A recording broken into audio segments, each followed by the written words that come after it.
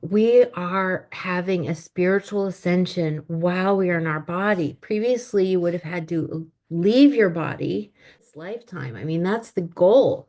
While we're here in the body, this is our time. This is your time. And cross that bridge, this bridge here from the third initiation to the fourth. This is the biggest one where you start to access your soul gifts. And that leads into the fifth initiation, although getting through the fourth is tough. When you start going more global, you're interacting and serving more people, and you really start to visibly witness an abundance. You're not ever living in hardship. You have learned how to navigate creating up in the higher realms and bringing that into your earth realm. Hello, hello, beautiful souls. I've come on to share vital ascension information with you that I've known about for a long time. It comes from Joshua David Stone, who was one of the foremost authors and speakers and thinkers around spirituality several decades ago. He's since moved on into the higher dimensions. Yet his ascension information remains true. And I want to share this with you because it really does reveal a lot of what you might be experiencing, especially if you're an ascension seeker, if you went through an awakening process and where you are on this roadmap, on this path of ascension. So let me share my screen. So here we have an ascension map that I made to be more decorative and fun to understand and look at how life works. Okay, this is one model. Take what you like, leave the rest behind, but let's just see how it resonates. So it's a 7-stage, 7 steps of initiation on this pathway. And so in the first initiation, first, second, and third, that's all in the 3D realm. And so first, when you're born, you've got to figure out your physical body and mastery over the physical body and how to behave and interact and all those things that come with growing up and everything closer to birth. The second initiation phase is mastery over the emotional body. And this is where previous generations stopped. They often didn't go much beyond this, and that is looking at the emotions, feeling their feelings, really understanding who they are and what's going on in the world and making sense out of things emotionally. Very important step. And so you can see in your own development as a human and in your consciousness and in your thinking and your capacity to relate with others and communicate and live your life, this has been going on for all the time in the background, really getting clear on how to live with your emotions and understand them, moving through them and not allowing them to dictate your physical responses. So the body and the emotions go together. That's how you see toddlers fighting because they have not mastered their emotions. And you see that in many adults. Look around. It's pretty clear who is still working with initiation two and getting a grip on their emotions and their emotional body and their emotional reactions. Third initiation here, it's still in the 3D, but it's the end of the 3D initiation experience. It doesn't mean that you skip dimensions or you start living in another dimension, but it's just very earthly, very rooted in the physical body. And that is mastery over the mind, the mental body.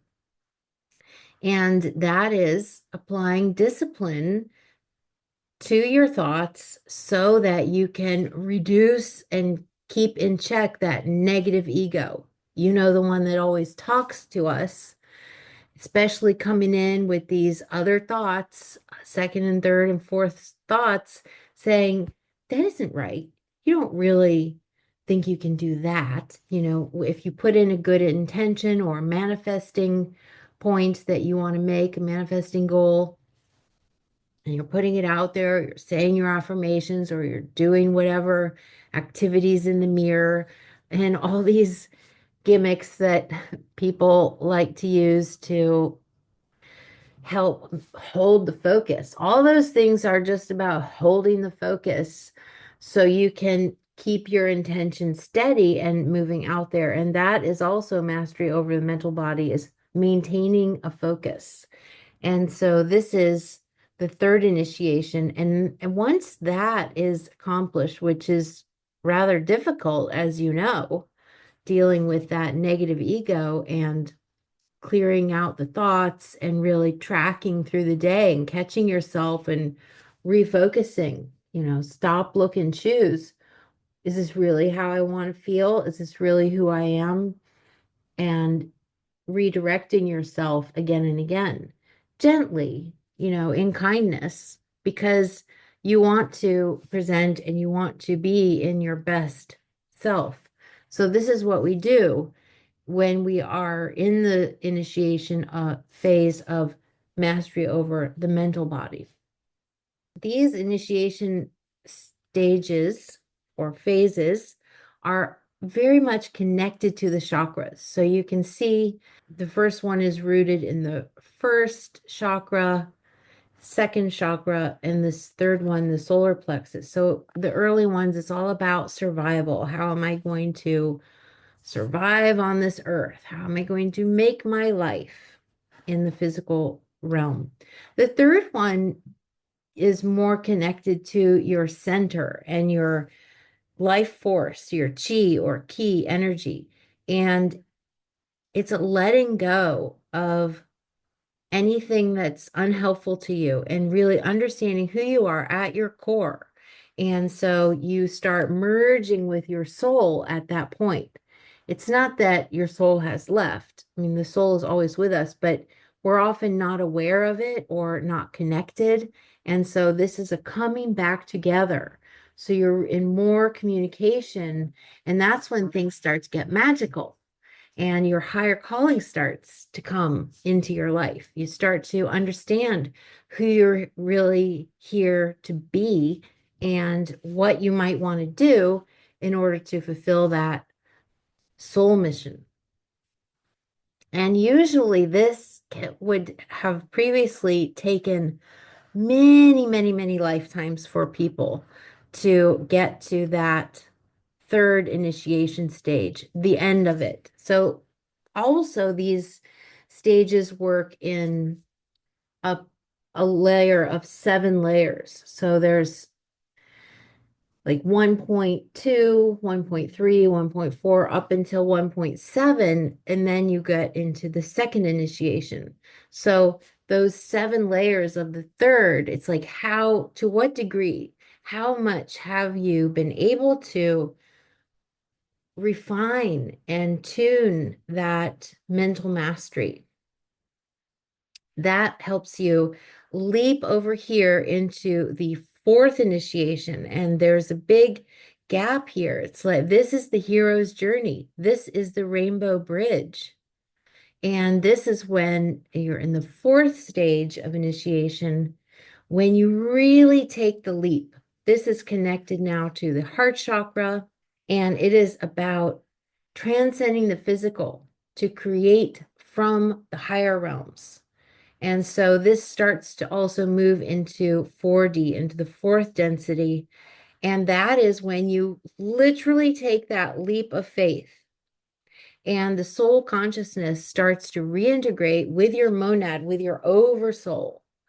And the mission gets bigger. Your mission that you started to understand in the third initiation phase now grows bigger and more clear. You understand what it is you're here to do. It's always in service.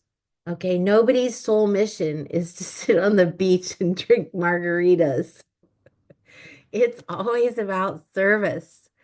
And so you would be in this next initiation as you walk through the hero's journey in that beautiful monomythic cycle that Joseph Campbell so famously brought forward and Carl Jung into our knowledge, into our understanding of taking that beautiful journey in this lifetime. I mean, that's the goal. While we're here in the body, this is our time. This is your time to really get your act together and make the shift and cross that bridge, this bridge here from the third initiation to the fourth. This is the biggest one where you start to access your soul gifts. And that leads into the fifth initiation, although getting through the fourth is tough. And you could easily spend your whole life and be very satisfied with the initiation levels in here. But then there comes a time when you really go bigger. If you are interested in pursuing the ascension path, you go on into the fifth initiation. And this is your soul consciousness starts to reintegrate with that soul, with that oversoul and monad even more. This is when you start going more global, you're interacting and serving more people, and you really start to visibly witness an abundance. You know, you're not ever living in hardship. You have learned how to navigate creating up in the higher realms and bringing that into your earth realm. And you are visibly witnessing the abundance of that ascension. And you'll have more than enough money coming in, more than enough time, and a much greater level of personal freedom. This is the life you love. You have also love in your life, and you're loving your life. Relationships are good, magical gifts coming more and more online, and your physical life and impact of service becomes a really good barometer that shows you where you are in that spiritual evolution. So, pretty much everybody's around those three initiation levels right about now, whether it's the third, fourth, or somewhere in the fifth. And then comes the sixth and seventh. And that's really getting up into the level of ascended master, where you completely embody these higher abilities and understandings and consciousness. So here's where we diverge from this older version of the Ascension map, which isn't even old because it's only 10 or 20 years back. But today, because of the shifts, because of the ascension that is happening so quickly, those of you who are listening to me, you're likely in this category where, for the first time in embodied humanity, that means in the body, we are having a spiritual ascension while we are in our body. Previously, you would have had to leave your body. That's why these people didn't really die, like the author of this ascension map. He technically died from what it looked like to the rest of the third density Earth people, but he was at the level of going into ascended mastery, and you leave your body and you are better served from the outside. So you might see that happening a lot right now as things are shifting rapidly. A lot of people will be supposedly dying, and they might literally die, or they might be dematerializing, just they're gone. But they're not gone. They are in these higher realms. They are in the fourth dimension and fifth dimension, and we can't see them yet. But if they had that level of mastery, they're in the fifth dimension and beyond. And so they might not, they have a lighter body. They might not be in body even. There are a lot of people who are going to be choosing to leave the planet because they are actually better served on the other side in spirit form. And so it's going to be tough not to be sad when you see so many loved ones or friends leaving through death, but that's because they are needed on the other side. Remember this, because part of what is happening and what is to come is a lot of death. And that's because of the ascension. There are people who are better on the other side, or they just don't want to be a part of it. They are in there, they've reached their soul's evolution. There's nothing more for them to learn in this lifetime, and they're in whatever initiation phase they reached successfully, and it's time to move on. It's exciting. I mean, the sixth and seventh is completely cosmic and otherworldly. And that's what many of us are going to be experiencing.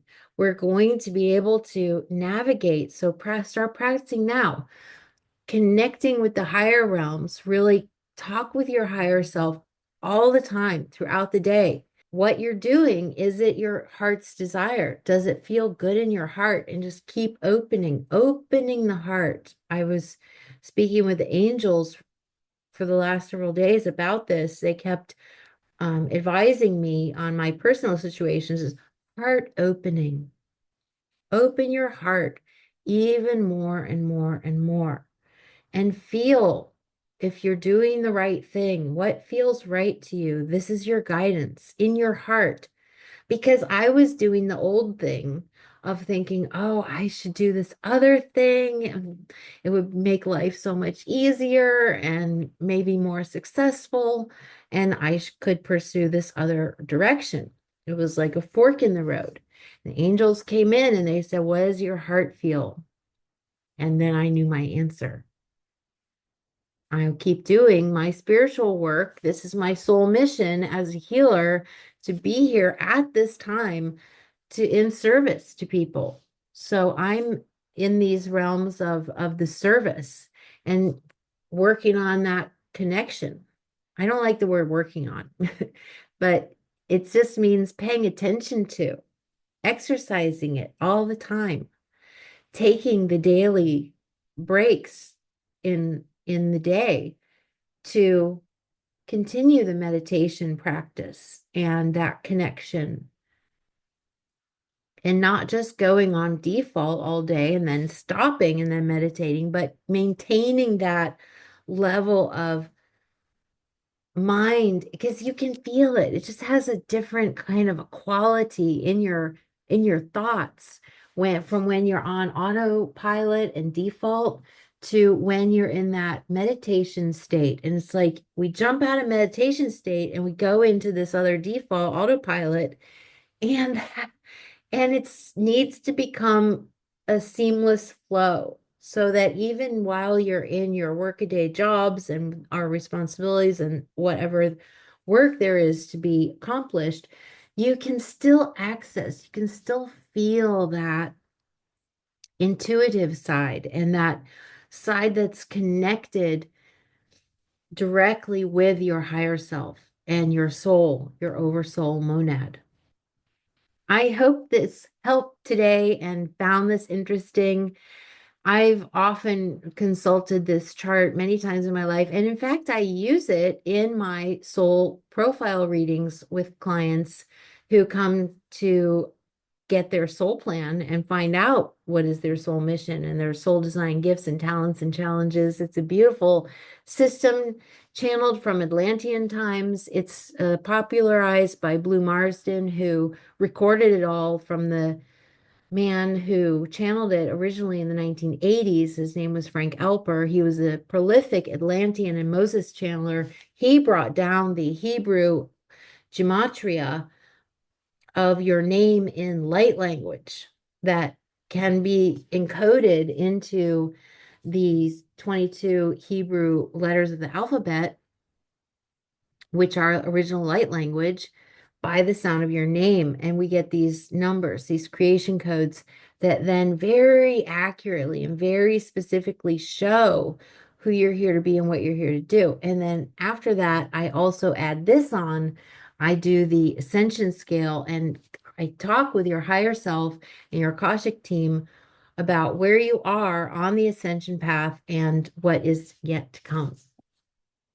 I also get your soul origins. So if you're out there seeking, I know the popular people like Debbie Solaris, she's been booked up for years, and you got to either figure it out on your own or find some other people who also do that work. And I do. I can tell you your basic soul origins, and I can get information to help you if you need assistance with that from your higher self. They're fun and they're interesting. And I also find out what percentage are you, because we're all a blend of things. Like we're part human, we're part star seed. You might be part elemental or hybrid, like a dragon or those kind of beings, fairies and stuff. Those are the elementals. And then there are all kinds of others. I read for somebody who was actually a Sisyphus, the one who pushes the ball, the giant um, boulder up the hill, and griffins and those kind of flying creatures, and half this and half that, those hybrid creatures. So, so feel free to contact me if you'd like to go further. I have a lot of different offerings: energy medicine healing, which is powerful shamanic work, the soul blueprints. I do shamanic palmistry that I picked up from training in the Shipipo tradition of palm reading to understand your life at a soul level through the hand. I've been doing little videos on that recently. And also your personal feng shui, super important. Where's your bed? What direction are you sleeping in? And is it in one of your health and beneficial directions, or is it in like the life cutting and five demon directions? If things aren't going right, you first protocol is to look at your feng shui, where and what direction is the bed. And your directions change every year. But then in 2026, you got to check it again. What are your new good directions for that year? And then switch your furniture around. Give me a call if you need some help. I love doing this work, and it is so helpful for everyone. I use all of it in my life daily.